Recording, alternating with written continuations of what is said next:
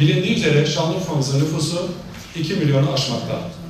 Suriyeli mültecileri de hesaba kattığımız zaman 3 milyona yakın bir nüfusa ulaşmaktayız. Ne var ki bu denli nüfus yoğunluğuna karşın ilimizde henüz bir böbrek nakli ameliyatı yapılmamaktadır.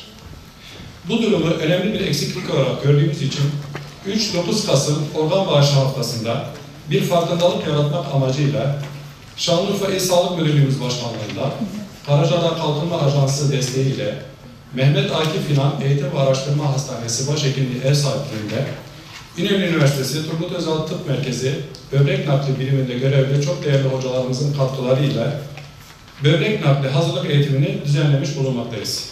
Toplantımızın Şanlıurfa'mıza ve sağlık camiamıza hayırlara vesile olmasını diliyorum. Hepinize teşekkür ediyorum. Kendi adımıza ekipçe burada söylediğimiz her şey bizim ekibimizi bir bütün olarak bağlar. Biz ekipçe hep yanınızda oluruz.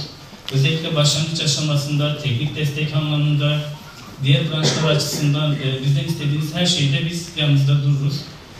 Umarım başarılı olur.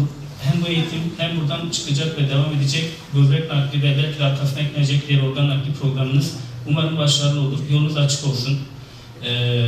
Herkese başarılar diliyorum. Böbrek naklinin tarihçesi aslında insanlık tarihçesi gibi çok zor, çok emek, çok başarılı, başarısızların bir arada olduğu tarihçe. Şimdi tarihçesi şu, aslında organ görevini yapamayacak organların genlerle değiştirilmesi.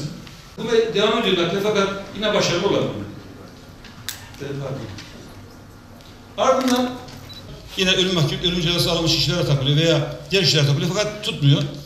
Hatta bu Fransız bunu yapan Ronacus isimli cerrah sonra 91'de özür diliyor. Ben diyor çok yanlışlar yaptım, bu kadar adamın ölümüne sebebiyet verdim. Demek adam çok vicdan azabı duyuyor yaptıklarından.